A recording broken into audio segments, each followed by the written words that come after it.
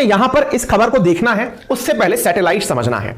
मेरे प्यारे साथियों, सैटेलाइट होते क्या हैं? बोले सैटेलाइट जो हवा में उड़ते हैं, हवा में नहीं अंतरिक्ष में उड़ते हैं। कहां घूमते हैं? अर्थ के चारों तरफ चक्कर लगाने के लिए कुछ सैटेलाइट्स भेजे जाते हैं। क्या केवल अर्थ के चारों तरफ? नहीं, कह नहीं सकते। मून पर भी भेजते हो, मार्स पर भी भेजते हो और भी कई जगह सैटेलाइट। सैटेलाइट एक तरह से वो ऑब्जेक्ट है जो कि दूर है और सूचनाएं भेज रहा है। ठीक है साहब। सैटेलाइट में फिलहाल चर्चा किसकी हो रही है? सैटेलाइट का नाम है मेगाट्रॉपिक्स। क्यों भेजा गया था इसे भेजा गया था ट्रॉपिकल एरिया के ऊपर निगरानी करने के लिए। किसने भेजा था? इसरो ने भेजा था। कब भेजा था? 12 अक्टूबर 2011 को भेजा था। किसके सहयोग से भेजा था? फ्रांसीसी अंतरिक्ष एजेंसी CNES के साथ मिलकर भेजा था। ठीक है। इसमें काम क्या करना था? ट्रॉपिकल वेदर व जलवायु की स्टडी करनी थी। कहां करनी थी? लो अर्थ ऑर्बिट में करनी थी। ये लो अर्थ ऑर्बिट क्या होता है? अर्थ के, देखो अगर आप ये अर्थ को देख रहे हो तो अर्थ से 1000 किलोमीटर की डिस्टेंस तक का एरिया लो अर्थ ऑर्बिट, अर्थ से 10,000 किलोमीटर तक की ऊंचाई का एरिया मिडिल अर्थ ऑर्बिट, और अर्थ से 35,786 है वैसे असल में, उतना ऊपर का एरिया जियो स्टेशनरी या फिर अपर अर्थ ऑर्बिट कहलाता है, आउटर अर्थ ऑर्बिट कहलाता है। ये 3 ऑर्बिट होते हैं जिनमें ऑर्बिट्स के अंदर सैटेलाइट्स को भेजा जाता है। ये कहां भेजा हुआ था? हमने लो अर्थ ऑर्बिट में भेजा हुआ था, अर्थात अर्थ से 1000 किलोमीटर की ऊंचाई पर भेजा हुआ था। क्लियर? अच्छा, किया क्या गया है? चूंकि ये अर्थ से ऊपर 2011 में भेजा गया था, और जब 2011 में भेजा गया था तो उस समय पर ये अपना काम ट्रॉपिकल रीजन के अंदर रिसर्च करने का कर रहा था। किसके अंदर कर रहा था? ट्रॉपिकल रीजन के अंदर। ट्रॉपिकल रीजन इक्वेटर से 30.5 ऊपर और 30 नीचे कर रहा था। कोई बात नहीं साहब। अब क्या हुआ? इसको मारने की नौबत आ गई, क्योंकि अब ये बूढ़ा हो गया है। बूढ़ा हो गया है से मतलब इसकी जो टाइम टेबल था 2011 से 10 साल का, वो 21 में पूरा हो गया। अब इसने सूचनाएं भेजना बंद कर दिया। तो बोले फिर? तो इस सैटेलाइट को अंतरिक्ष में से हटाना था। हटाना था से क्या मतलब हुआ? कि ये सैटेलाइट कहीं अब वहां कचरा बनकर ना तैरे। कचरा? जी हां। अंतरिक्ष में जो सैटेलाइट यूजफुल नहीं रहते उन्हें अंतरिक्ष का कचरा कहते हैं। अंग्रेजी में उन्हें स्पेस डेब्रिस कहा जाता है। ये डेब्रिस अंतरिक्ष में तैरते हुए वो सैटेलाइट्स हैं जिन्होंने अब परफॉर्म करना बंद कर दिया है, या फिर रॉकेट के वो टूटे हुए अंश हैं जो आकाश में ही रह गए और ये अब अनविरत रूप से अपनी गति कर रहे हैं। मिलकर एक प्रावधान तय किया गया। प्रावधान ये था कि जो सैटेलाइट परफॉर्म करना बंद कर दें उन्हें वही देश जिसने इन्हें भेजा है वो वापस उतारने का काम करे। अब उतारे कैसे? भेजने के लिए तो हमने रॉकेट लगाया था, उतारने के लिए क्या करें? तो उतारने के लिए जो तरीका अपनाया जाएगा वो है सैटेलाइट में पहले से ही इतना तेल भरकर भेजो कि जब उसको उतारने की बारी आए तो वो सैटेलाइट खुद से उतरकर नीचे आए। बोले खुद से उतरकर कैसे आएगा? वो तो ऑलरेडी 1000 किलोमीटर की ऊंचाई पर उड़ रहा है। हमारे देश में जितने भी हवाई जहाज उड़ते हैं ये मुश्किल से 50-60 किलोमीटर की ऊंचाई पर उड़ते हैं। 50-60 किलोमीटर से नीचे आना समझ में आता है, 1000 किलोमीटर से नीचे आना कैसे समझ में आएगा? और अगर आ भी गया तो आकर के धम्म से अगर किसी जगह गिर गया तो ना जाने कितने लोग मर जाएंगे। तो इसका मतलब यह हुआ कि मरना भी नहीं चाहिए और उतरना भी चाहिए। इसके लिए क्या करें? इसके लिए जरूरी है कि जो सैटेलाइट चक्कर लगा रहा है उसको चक्कर लगाते लगाते धीरे किया जाए। कभी आप लोगों ने सर्कस के अंदर या फिर कभी मेले के अंदर मौत का कुआं जो खेल होता है वो देखा है? अगर देखा है तो बेहतर है, नहीं देखा है तो मैं बताता हूं। एक मौत का कुआं होता है, अगर आपने देखा हो तो उसमें लोग मोटरसाइकिल चलाने के लिए चलते हैं, कई लोग कार भी चलाते हैं। उसमें एक गोल से चक्कर में चक्कर लगाते लगाते लगाते लगाते ऊपर तक आ जाते हैं। फिर वो चक्कर में धीरे धीरे धीरे धीरे धीरे धीरे लुढ़कते धीरे धीरे धीरे धीरे फिर नीचे आते हैं। धड़ाम से ऊपर से नीचे नहीं आते। एग्जैक्टली ऐसे ही अर्थ के चारों तरफ जो ऑर्बिट में चक्कर सैटेलाइट लगा रहा है वो धम्म से नीचे नहीं लाया जाएगा। लाया गया तो ना जाने कितने लोग मर जाएंगे। तो फिर क्या करें? उसकी जगह अल्टरनेट रखते हैं। क्या? इसे धीरे धीरे धीरे करो। लेकिन सर सैटेलाइट तो एक निश्चित गति से घूम रहा है। हां जी, वो निश्चित गति क्या है देखकर डर जाओगे। 27,000 किलोमीटर प्रति घंटे की रफ्तार से घूम रहा है।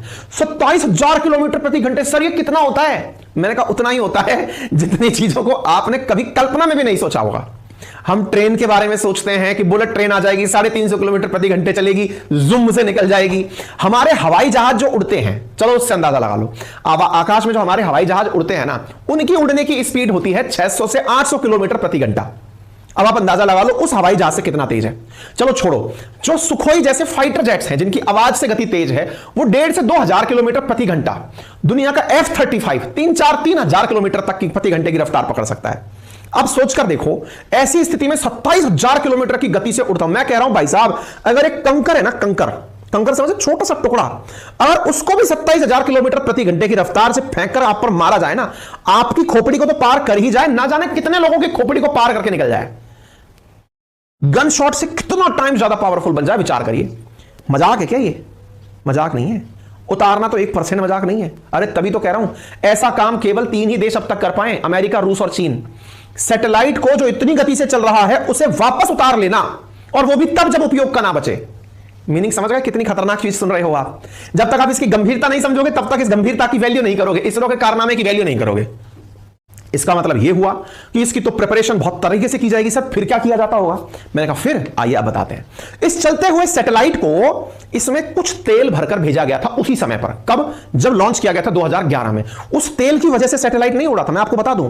उड़ता तो रॉकेट है, सैटेलाइट तो शांति से भेजा जाता है चलाने के लिए, तो चला आराम से।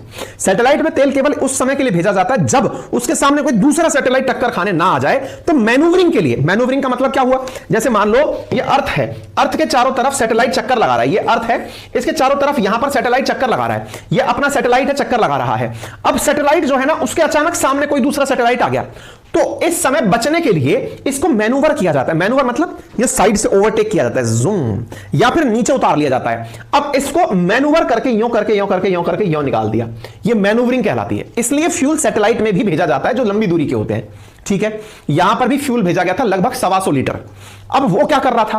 अब धीरे धीरे इस सैटेलाइट को जब लाने की बात हुई तो अगस्त 2022 से इसकी मैनूवरिंग चल रही है। और वो कैसे कि भाई पहले तो तुम चक्कर लगा रहे थे इस कक्षा में, अब धीरे धीरे कक्षा बदलते बदलते बदलते बदलते बदलते बदलते बदलते बदलते ऐसे करते हुए नीचे आओ। आई बात समझ में? धीरे धीरे इनकी स्पीड को अंदर मोड़ने के लिए उसमें फ्यूल काम में लिया गया। आप में से कईयों के दिमाग में सवाल बनेगा, अपनी कक्षा में जब घूमता है तो फ्यूल की जरूरत नहीं पड़ती है? जी नहीं, वो फिक्स कक्षा है, उसके अंदर कोई फ्यूल की जरूरत नहीं पड़ती है। ग्रेविटी है नहीं जिसके अगेंस्ट काम करना हो, एयर है नहीं जिसके अगेंस्ट काम करना हो, फ्री फॉल चल रहा होता है वो, ठीक है।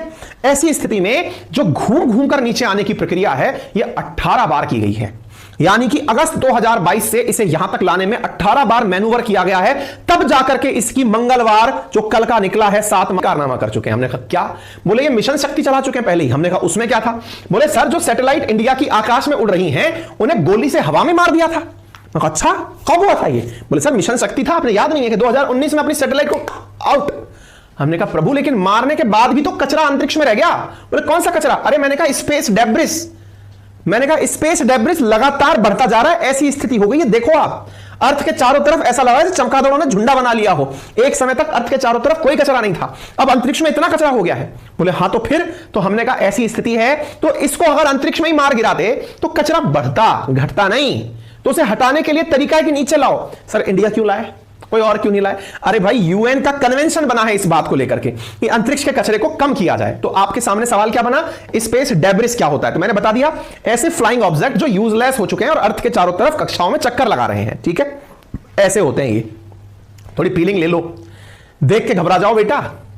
ऐसी फीलिंग आए कि भाई साहब ये क्या हो रहा है, अर्थ के चारों तरफ ऐसा लग रहा है चमगादड़ों का झुंड आ गया हो।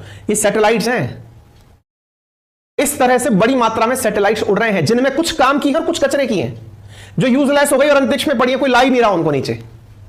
इंडिया अपनी वाली को ले आया कि भाई औरों का पता नहीं, हमारे देश में स्वच्छ भारत मिशन चल रहा है तो स्वच्छ अंतरिक्ष मिशन भी अपना होगा। आई बात समझ में? आप सोचिए फिलहाल 1957 में जहां इतने से सैटेलाइट हुआ करते थे जिनकी कोई वैल्यू नहीं थी, आज ये नंबर ऑफ सैटेलाइट 7000 पार हो गए। इतने सैटेलाइट अंतरिक्ष में तैर रहे हैं। इसी को ध्यान में रखते हुए इसरो ने, आप ये जो न्यूज देख रहे हैं 7 मार्च की, the controlled re entry experiment decommissioned Megha Tropiques was carried out successfully, 7 March 2030 ISRO का ट्वीट है। इन्होंने कहा कि हमने अपने सैटेलाइट को सक्सेसफुली अर्थ की ऑर्बिट में उतार लिया है, यानी एटमॉस्फेयर में ले आए हैं। अब वो अर्थ के एटमॉस्फेयर में यानी हवा में आ गया है। एटमॉस्फेयर का मतलब वो उस एरिया में आ गया है जहां से उसे नीचे लाने में अब कोई दिक्कत नहीं होगी, हवाई जहाज की तरह नीचे आ जाएगा और उसे पैसिफिक ओशन के अंदर गिरा दिया जाएगा, ठीक है। क्यों नष्ट किया गया? मैंने आपको बता दिया, इसलिए नष्ट किया गया क्योंकि अब ये बूढ़ा हो चुका था, इसका जो ईयर था कमिटेड वो खत्म हो चुका है, ठीक है। कहां गिराने की बात हुई है? तो इसको गिराने की बात हुई है पैसिफिक ओशन के अंदर। तो आप यहां देख सकते हैं कहां गिराया गया, 1000 किलो का था, इसे साथियों झुका करके जमीन के नीचे गिरा करके इसको कहां गिराया गया? पैसिफिक ओशन में। सर नहीं गिराते तो क्या होता? हमने कहा नहीं गिराते तो ये 100 साल तक घूमता रहता, 100 साल तक घूमता रहता और इसको कोई कंट्रोल करता नहीं, ना जाने कितनों का तबाह कर देता। ऐसी स्थिति में इसे उतारना जरूरी हो गया था, ठीक है। इंटरनेशनल, बाकी हमने जो लिंक आपको कमेंट बॉक्स में पिन किया है, आज ही जाकर जो हमारा बैच शुरू हुआ था 1 मार्च से उसमें अपने आप को एनरोल कर लें। State PCS, SSC, railway, UPSC, इन सब के लिए बहुत इंपॉर्टेंट है। फाउंडेशन बैच है जिसमें हिस्ट्री, ज्योग्राफी, पॉलिटी, इकोनॉमी आपको काफ़ी डिटेल में डील की गई है। आप वहाँ पर पहुँचे। अभी फिलहाल वर्ल्ड ज्योग्राफी चल रही है, आप उसे एनरोल कर सकते हैं। ठीक है, क्लासेस लाइव डिजिटल बोर्ड से ली जा रही हैं, आप उन्हें रिकॉर्डेड भी देख सकते हैं। पूरे 1 साल के सब्सक्रिप्शन की कीमत 1999 है। आपको पढ़ना इसलिए जरूरी है क्योंकि उसे जानने के बाद करंट अफेयर यहाँ से और बाकी चीज़ वहाँ से जब पूरी हो जाएगी तो आपके लिए बहुत फायदेमंद रहेगा। Clear? Thank you so much, अपना ख्याल रखें। तो नाम सजेस्ट कर दीजिएगा मुझे जैसा भी होगा। ठीक है, थैंक यू सो मच।